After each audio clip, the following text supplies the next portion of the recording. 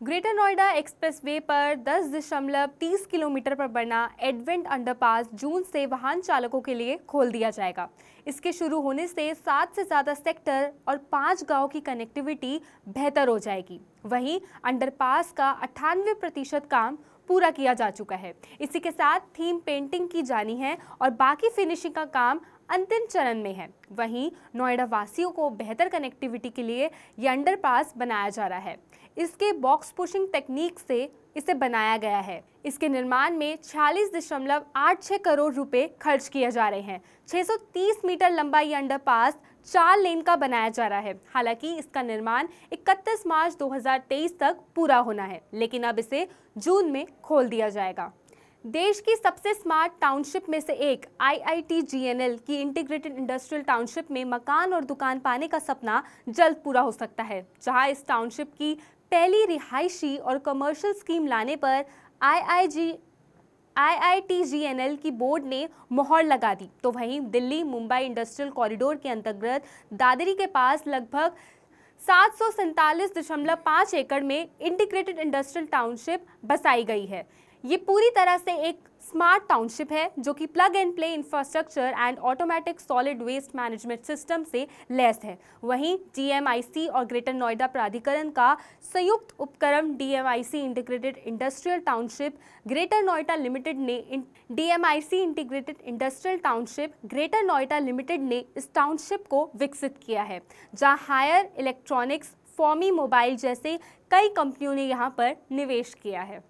सोमवार से संयुक्त चिकित्सालय का नया पता होगा, जहां जिला अस्पताल के CMC अस्पताल को सेक्टर 39 वर्तमान में शिफ्ट कर दिया गया। वहीं शनिवार को इमरजेंसी विभाग भी शिफ्ट कर दिया जाएगा। हालांकि नए अस्पताल में CT स्कैन की सुविधा है, इसलिए सेक्टर 30 में बने अस्पताल में चल रही CT स्कैन सेवा को वहीं रहने दिया जाएगा।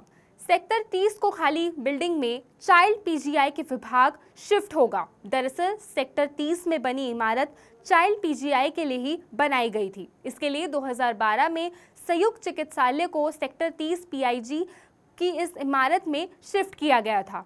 मार्च 2020 में सेक्टर 39 की इमारत बनकर तैयार हो गई थी। पहले चरण में ये 6 OPD शुरू की गई थी। अब इसे पूर्ण रूप से संचालित किया जाएगा। देश की पहली रीजनल रैपिड रेल की 5 स्टेशन बनकर तैयार हो चुकी है। ये स्टेशन है दुहाई डिपो, दुहाई गुलदार, गाजियाबाद और साहिबाबाद।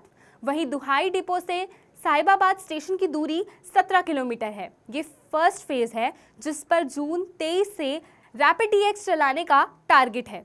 13 मई को नगर निकाय चुनाव की मतगणना के साथ आचार संहिता समाप्ति हो जाएगी। उम्मीद है कि इसके तुरंत बाद फाइनल ट्रायल और फिर संचालन शुरू होगा। कहा जा रहा है कि PM मोदी इसका शुभारंभ कर सकते हैं। NCRTC अधिकारियों ने साफ तौर पर कहा कि हम निर्धारित समय से पहले ही रैपिड एक्स चलाने जा रहे हैं। भगवान रामलला के निर्माणाधीन मंदिर में प्राण प्रतिष्ठा को लेकर खबरें सामने आने लगी हैं। यूपी के वित्त मंत्री ने उस तारीख का खुलासा कर दिया है जब रामलला मंदिर के गर्भगृह में विराजमान होंगे। उन्होंने बताया कि प्राण प्रतिष्ठा की तिथि 22 जनवरी तय की गई है, जिसके बाद अयोध्या के संतों में गजब का उत्साह देखने को मिल रहा है। वहीं 22 जनवरी को भगवान मंदिर के गर्भगृह में रामलला विराजमान होंगे। मंदिर निर्माण पूरा होने वाला है, जिसकी तारीख निश्चित कर दी गई है। जगत गुरु ने कहा कि राम भक्तों के लिए इससे बड़ी खुशी का दिन कोई नहीं हो सकता।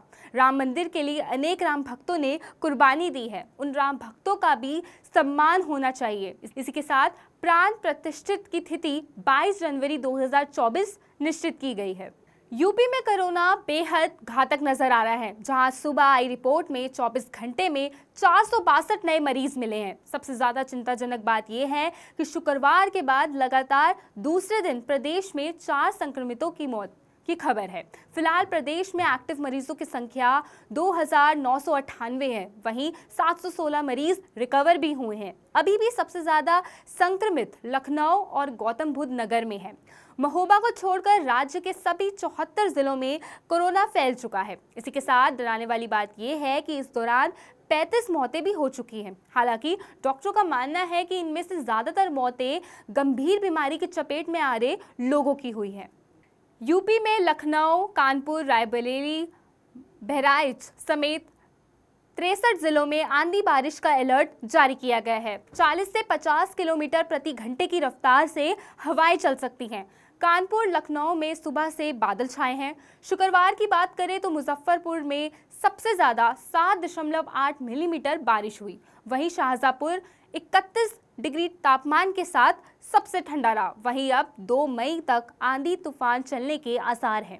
कानपुर की CS यूनिवर्सिटी के मौसम वैज्ञानिक डॉक्टर SN सुनील पांड्या ने बताया कि दक्षिण पाकिस्तान में बने चक्रवात की वजह से यूपी में 2 मई तक आंधी तूफान का अलर्ट है। पहले मौसम विभाग ने 30 अप्रैल तक बारिश का अंदेशा जताया था।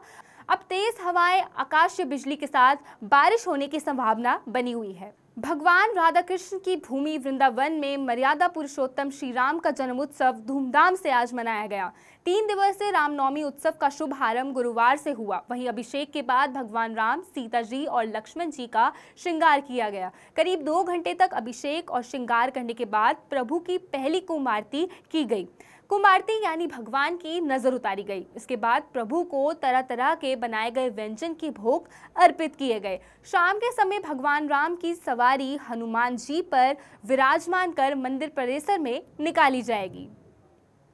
उत्तर प्रदेश के जनपद अमेठी में उत्थान सेवा समिति की टीम धार्मिक और सामाजिक सौहार्द स्थापित करने में जुटी है। अलग अलग कार्यों के जरिए उत्थान सेवा समिति के लोग अमेठी के घर घर तक पहुंच रहे हैं।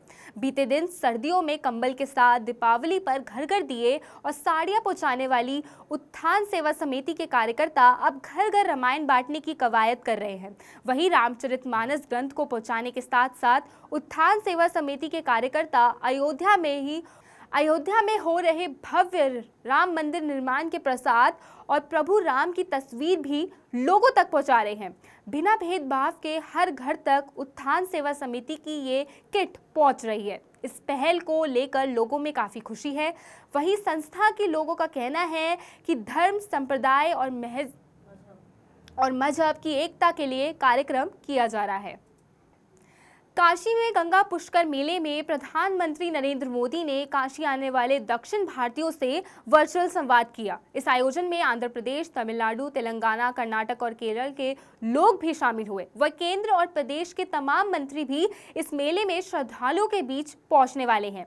इसी के साथ काशी में आयोजित पुष्प करालू में पिछले 8 दिनों में लगभग 7 लाख से अधिक श्रद्धालु काशी पहुंचे। 6.57 लाख लोगों ने अपने पूर्वजों के लिए श्राद्ध किया। हनुमान घाट, मणिकरण घाट पर शिवलिंग स्थापित करने के साथ ही रुद्र अभिषेक, दान और अनुष्ठान में शामिल हुए।